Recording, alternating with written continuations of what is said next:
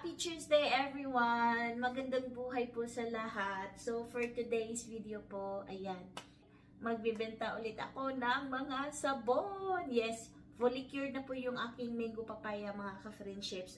But before anything else po, gagawa po ako ng Gagawa po ako dito ng kape. Pero hindi po ito yung regular na coffee. Nabili ko po ito sa TikTok at saka maganda siya, maraming reviews nito at naano ko na pala siya nagamit ko na, pangalawang beses ko na ito nagamit today. So maganda po siya mga ka-friendships kasi nakakadagdag siya ng energy throughout the day. Yun ang nahalata ko. So ginamit ko siya kahapon. Maganda yung ko sa trabaho, hindi ako napapagod. yun lang ang ko based on my observation. So ang tawag po nito is mushroom coffee. So nakita ko ito siya sa TikTok at bumili ako dahil maraming good review about this one.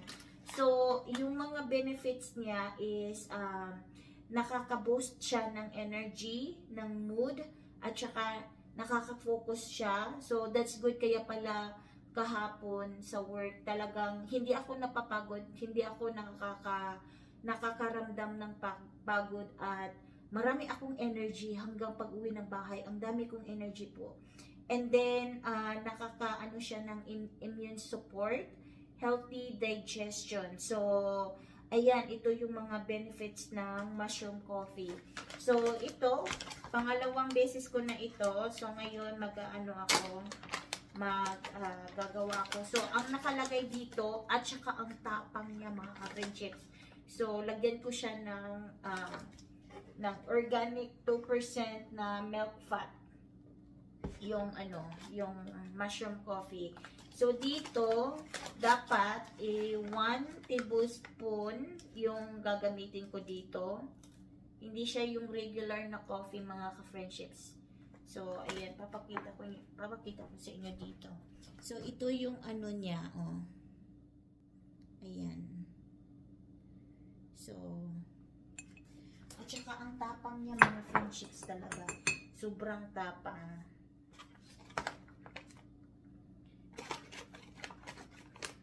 So, iinom muna ako nito bago ako mag-live.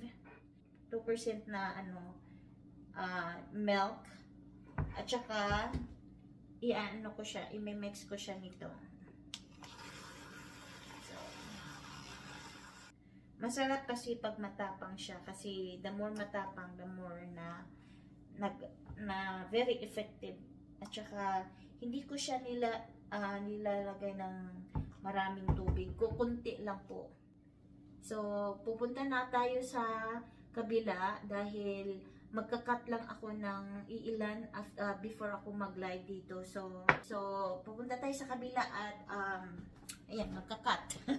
So, ito po lahat yung ika-cut natin today. Pero hindi ko na siya hindi ko maipakita lahat talaga na ika-cut dahil nga magla-live pa ako. So,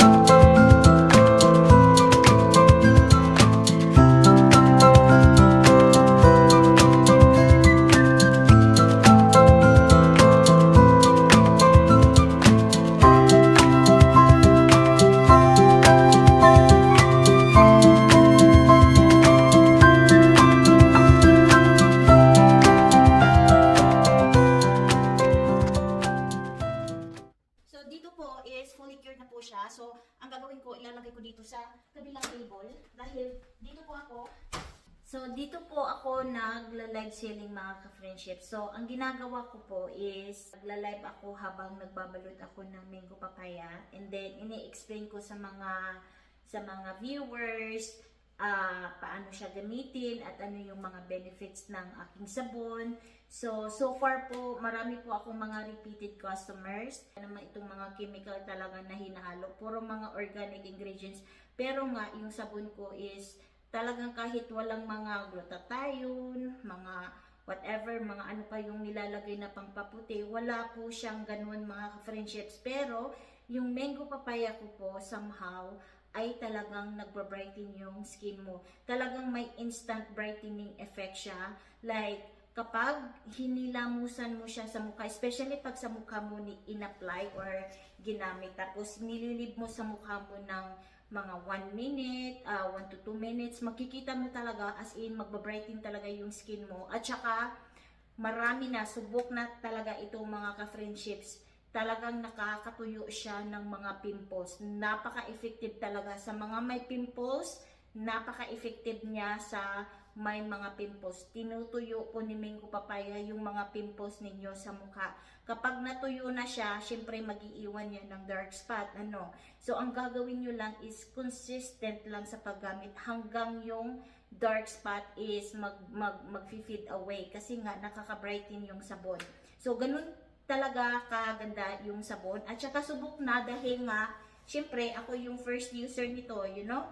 So, ayun po mga ka-friendships, maganda ito talaga. So, sa mga US buyers, ayan po, kung gusto niyo pong ma-try yung aking sabon, mag-ano lang po kayo, pwede po kayong bumili.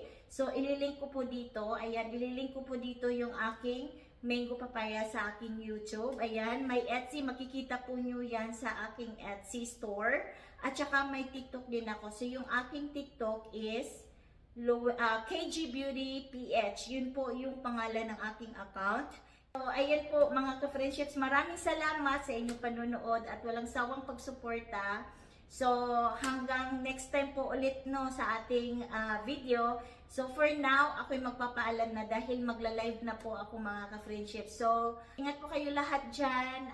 God bless and always remember po, be kind to one another. See you guys sa ating next video. Paalam!